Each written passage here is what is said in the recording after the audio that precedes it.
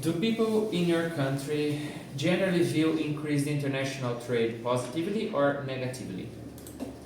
Explain. Então, a aula de hoje está em volta do tema globalização, globalization. Discuss the pros and cons of globalization. Esse increased international trade é a globalização, que é tipo esse trade aí, no caso seria a troca, tá? É você, tipo, pegar coisa de fora, é o importar e exportar, mas não só produtos, né? Costumes, culturas, certo?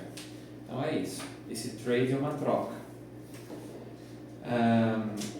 Então vocês vão opinar, né, entre aspas, vocês vão ter que falar pelo povo do Brasil, pelos brasileiros, não por vocês, né? Se vocês se incluem neles ou não na questão de opinião, aí é particular, mas vocês acham que aqui no Brasil, né,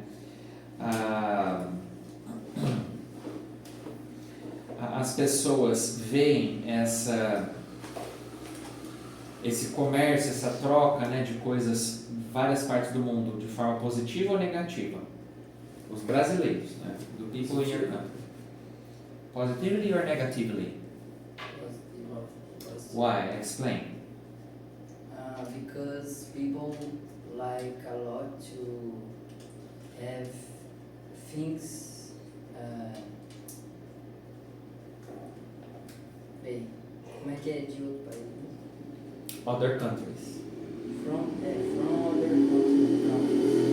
And some things really have more quality.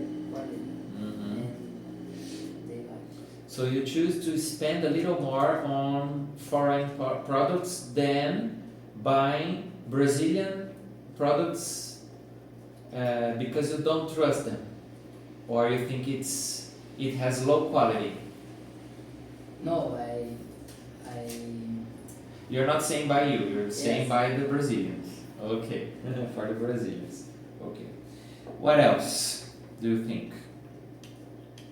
I'd say positively because Brazilians like to have things from another countries, Yes. and also you can see another Brazilian things in other countries really well accepted. Like I've seen in the US a Brazilian supermarket with things that you You can't find there. yes. And so Brazilians like to have general things from general place. Yes. And what they don't want is to lose what are they like? What is from Brazil?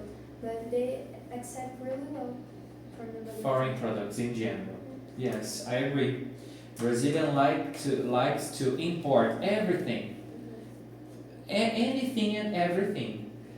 Products, trends, né, tendências, in fashion, in music, social media, everything. Brazil is open-minded, we can say. Now, there is a text talking about globalization. And there is a question. Does it live up to expectations? Eu já vou até adiantar o que significa. Acho que a gente já estudou o que significa live up to expectation. Vocês lembram? Não? Atender expectativas. Tá? Então é uma pergunta. Globalização.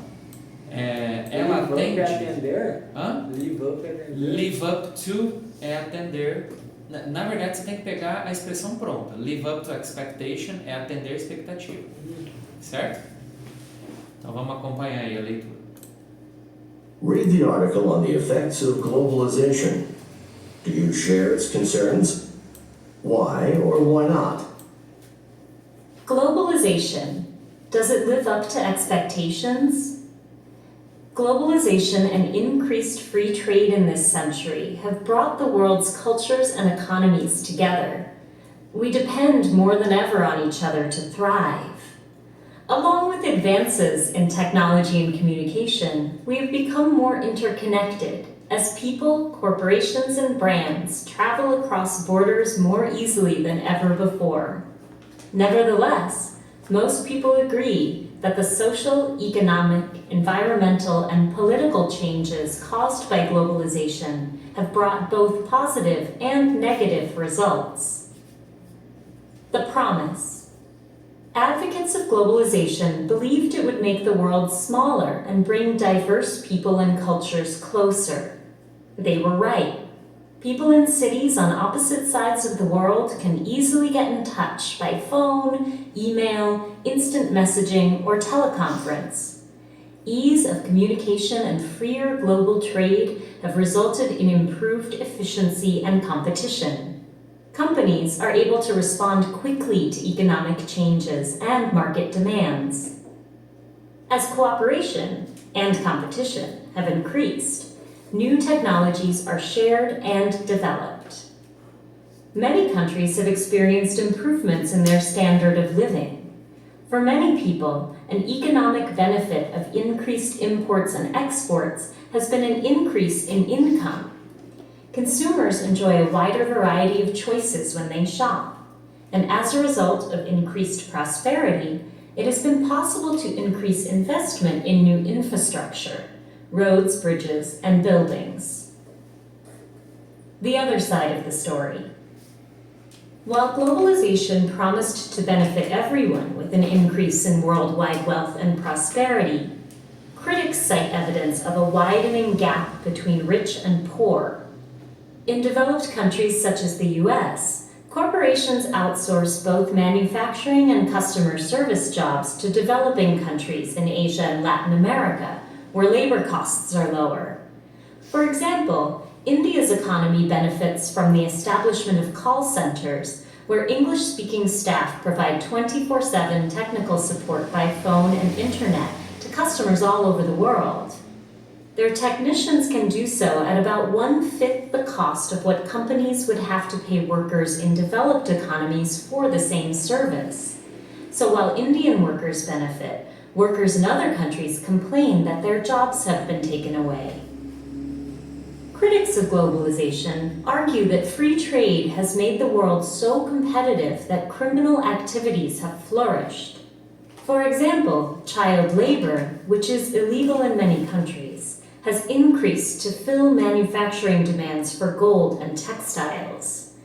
Recent news reports have exposed the use of slavery on merchant ships, where workers are mistreated and forced to work without receiving any wages.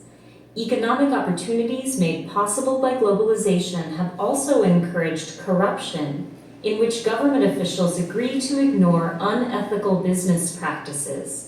Some argue that a global economy has helped drug cartels and terrorists move people and materials across borders more easily. As internationally recognized fast food chains have expanded throughout the world, critics complain that the fried foods and sugary drinks they serve have been replacing healthier local eating traditions and increasing the consumption of unhealthy junk food among young people. Some argue that globalization has led to a homogenization of culture in general, that local traditions are quickly being replaced by imported ones. Even worse, without international regulation, developing countries such as Nigeria are becoming dumping grounds for hazardous industrial waste. In other countries such as China, increased development has brought with it uncontrolled pollution, reaching sky-high levels that threaten public health and contribute to global warming. And globalization has also been a strain on the environment as more and more natural resources are tapped for manufacturing. Obviously, we can't turn back the clock on globalization, and we know that those countries that have embraced it have experienced increased economic growth. However, it is also clear that there are challenges to overcome despite globalization's many benefits.